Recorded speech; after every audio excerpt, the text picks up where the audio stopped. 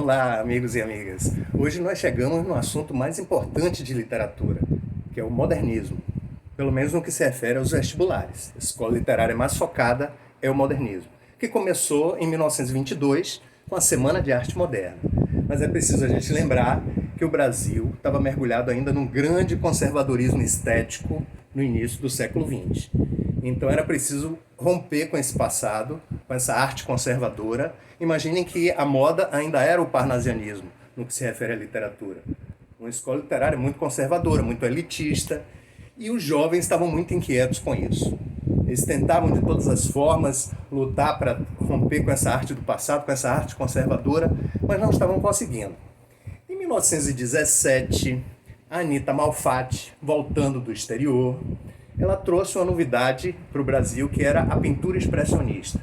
Ela fez a exposição dela, em 1917, e no dia seguinte o Monteiro Lobato escreveu um artigo no jornal falando mal do expressionismo, dizendo que aquilo era uma arte muito deturpada. E o Mário de Andrade, um jovem escritor, resolveu escrever um artigo rebatendo. Então criou-se uma polêmica no Brasil. Então, a partir de 1917, começou a discussão, as pessoas começaram a tomar conhecimento das vanguardas europeias, e um grupo de jovens começou a se reunir frequentemente numa livraria em São Paulo, a partir de 1921. A partir desses encontros, eles marcaram um evento para acontecer em 1922, seria o início do modernismo brasileiro. Então, tudo começou no Teatro Municipal de São Paulo, em 1922, com a Semana de Arte Moderna. Então era preciso romper com o passado. Para isso eles foram buscar no futurismo uma linguagem mais agressiva, aquele dinamismo futurista, aquela linguagem mais telegráfica, não é? Eles foram buscar o humor e a ironia do cubismo. Mas ao lado dessas influências das vanguardas europeias, eles queriam descobrir a nossa identidade. Então, a questão identitária é uma questão muito forte no modernismo. Era preciso investigar a nossa história e buscar a nossa identidade étnica, quais as raças que formaram o Brasil. Eles queriam descobrir a nossa identidade cultural. E como somos um país muito diverso, não é fácil encontrar uma unidade nisso tudo. Então foi uma pesquisa árdua da turma de 22, a busca da identidade nacional. Outra coisa muito importante para eles era a questão da linguagem. Porque a linguagem parnasiana é uma linguagem muito elitista, uma linguagem ainda muito ligada às normas cultas da língua. Então eles queriam uma linguagem mais popular, eles queriam a linguagem do povo, eles queriam a língua viva, aquela língua da rua, da feira livre. Então eles incorporaram a linguagem popular, eles incorporaram uma linguagem muito coloquial, muito simples, eles incorporaram o falar do povo. As normas da oralidade no falar do povo começaram a usar como linguagem poética. Então, a busca da identidade nacional, a busca de uma linguagem mais simples, mais popular, a atualização da literatura em conformidade com as vanguardas europeias, sem imitá-las, é claro, fazendo uma literatura muito nossa. Segundo o Oswald de Andrade, uma literatura de exportação seria a literatura do modernismo, né? Outra coisa, era preciso atualizar o Brasil em relação ao progresso. As grandes cidades como Rio de Janeiro, São Paulo, já estavam se industrializando, né, a partir da Primeira Guerra Mundial, e era preciso atualizar na arte esse progresso que estava chegando na área técnica. Então, a chegada dos imigrantes deu uma grande força para isso, porque vieram muitos italianos, e a gente sabe que a origem do futurismo é a Itália. Então, olha uma ponte aí interessante, essa chegada desses imigrantes, né? Então era preciso olhar o Brasil na sua diversidade étnica, era preciso olhar o Brasil nos seus espaços mais pobres, onde está o povo, onde está a parte viva, pulsante do país, e não na elite, e não na área altamente aristocrática do Brasil, que era o que se estava fazendo no parnasianismo, né? Então, era preciso romper com as estruturas arcaicas e entrar de vez nessa modernização que o futurismo estava trazendo para a literatura. É isso?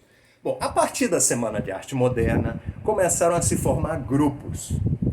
Porque algumas ideias, algumas pessoas com afinidades, né, de ideias começaram a se agrupar E alguns grupos se formaram. O Grupo Pau-Brasil, por exemplo, foi um grupo muito importante na pesquisa da identidade nacional. O Oswald de Andrade, que escreveu a poesia Pau-Brasil, ele foi em busca nas diversas capitais brasileiras da sua cara, mas aquela cara ao estilo moderno, né? Não é aquele retrato antigo ao estilo arcaico, é uma linguagem mais dinâmica, uma linguagem bem mais telegráfica. Então, a poesia Pau-Brasil, o grupo Pau-Brasil se interessou muito por essa pesquisa da identidade nacional. O grupo de antropofagia. O grupo de antropofagia, ele quis buscar o lado primitivo do índio para incorporar a nossa cultura. Que caráter é esse que o ser humano tem aqui no Brasil? Que caráter é próprio do homem brasileiro? E que parte desse caráter nós herdamos dos índios? Um livro como Macunaíma, de Mário de Andrade, é um livro que vai em busca dessas origens. A origem étnica, a origem cultural, os traços de caráter do homem brasileiro. Então é um livro excelente para você se preparar para o vestibular, é Macunaíma, do Mário de Andrade, certo?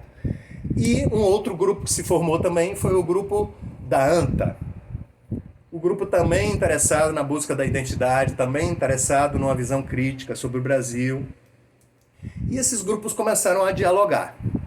Esses grupos começaram a publicar revistas semanais ou quinzenais. E nessas revistas apareciam já textos, apareciam análises sobre a literatura moderna. E Oswald de Andrade foi o mais radical no que se refere à linguagem. Oswald de Andrade radicalizou, ele criou uma linguagem neológica, né? Se lembrem que neologismo é quando a gente inventa uma palavra nova. Linguagem neológica é você criar uma nova linguagem poética. Então, com novos símbolos metafóricos, com novos referenciais, uma poesia dinâmica, uma poesia viva. Então, a linguagem neológica do Oswald de Andrade. A pesquisa do folclore de Mário de Andrade. Mário de Andrade foi um grande pesquisador do folclore. No livro que eu citei há pouco, Macunaíma, você pode ver incorporação de lendas do folclore da Amazônia, por exemplo. Então o Mário de Andrade foi em busca do nosso folclore. O Mário de Andrade foi pesquisar a música popular brasileira para incorporar e entender melhor a nossa cultura, a cultura popular, aquela cultura que vem das classes mais pobres, porém mais vivas, mas é o sangue pulsante da nação. Então, busca da identidade nacional. Busca de uma linguagem mais popular, mais simples, que é o falar do povo.